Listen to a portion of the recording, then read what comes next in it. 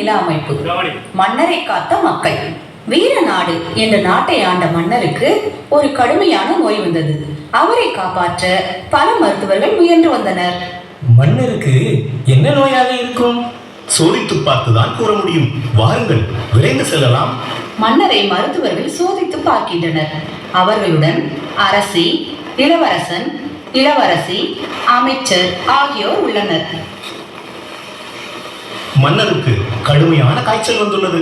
அதை குணப்படுத்த மருந்து தயாரிக்க வேண்டியுள்ளது. உடனே செய்யுங்கள் மருத்துவரே. அது அவ்வளவு எளிதல்ல. எங்களுக்கு இந்த ஓலைச்சுவடியில் உள்ள குறிப்புகளில் கொடுக்கப்பட்டுள்ள 6 மருந்து பொருட்கள் வேண்டும். அவற்றை கொண்டுதான் அம்மருந்தை தயாரிக்க முடியும் அரசியாரே. அப்படியா? உடனே ஏற்பாடு செய்கிறேன்.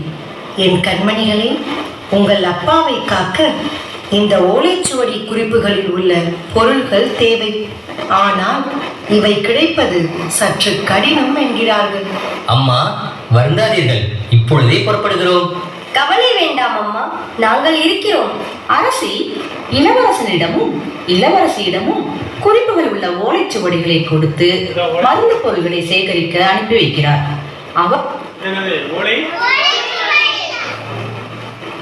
அவர்களுக்கு துணையாக சில வீரர்களையும் அவர்களுடன் அனுப்பி வைக்கிறார்.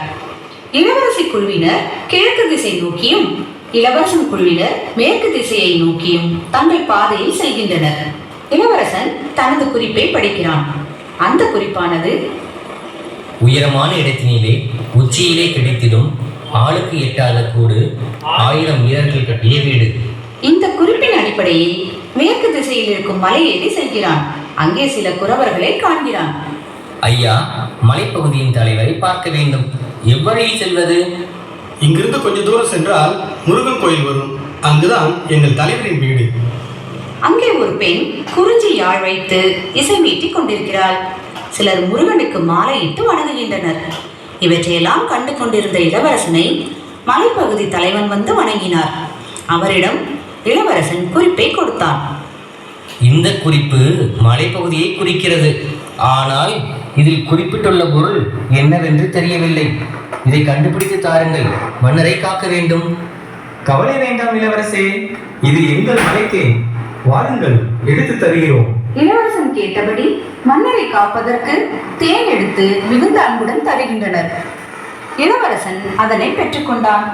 இளவரசன் தன்னை அன்பாக வரவேற்று உபசரித்து தேவையான உதவியை செய்த குறவர் பெருமக்களுக்கு நன்றி கூறி புறப்பட்டான். அடுத்த குறிப்பை படித்த இளவரசன்: கரடி முயல் வாழும் இடம், கொஞ்சம் கிளி கொத்தும் பழம், வெளியில் பச்சை உள்ளே சிவப்பு, குட்டி விதைகள் கொட்டி கிடக்கும், பழமும் இலையும் மருந்தாகுமே.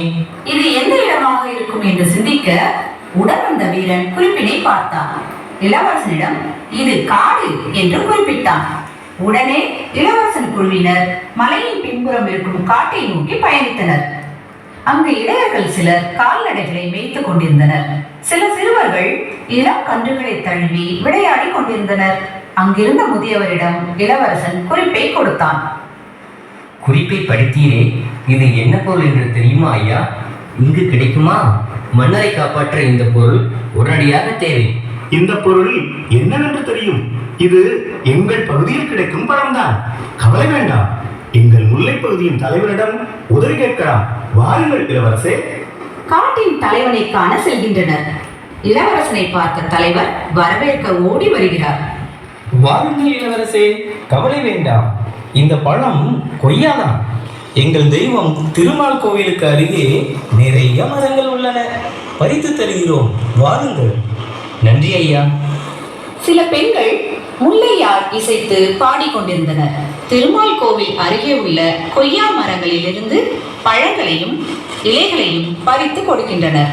அத்துடன் இளவரசனுக்கு நெய், பால் போன்ற பலவற்றையும் பரிசாக கொடுத்து மகிழ்ச்சியுடன் அனுப்பி வைக்கின்றனர். இளவரசன் அடுத்த குறிப்பை எடுத்து அந்த முதியவரிடம் காட்டுகிறார். காடும் மலையும் காய்ந்திருக்கும், கள்ளிச்செடி வளர்ந்திருக்கும், கழுகும் கூட காத்திருக்கும், இலுப்பை பூவும் பூத்திருக்கும், பூத்த பூவை பறித்திடு, இன்றே நீயும் வந்துடு. அதற்கு முதியவர், இது கடினமான பகுதி, எங்கள் காட்டிற்கு பின்பகுதியில் உள்ளது என்று வழிகாட்டுகிறார். இளவரசன் பயணத்தை தொடர்ந்து செல்கிறான். பாலை பகுதி மிகவும் வறண்டு காணப்படுகிறது. இங்கே எங்கு பார்த்தாலும் வெப்பமாக உள்ளது. இப்பகுதியில் 6 குளங்களில் நீர் இல்லாததால் மரங்கள் காய்ந்து காணப்படுகின்றன. கழுகுகள் வானில் வட்டமிடுகின்றன.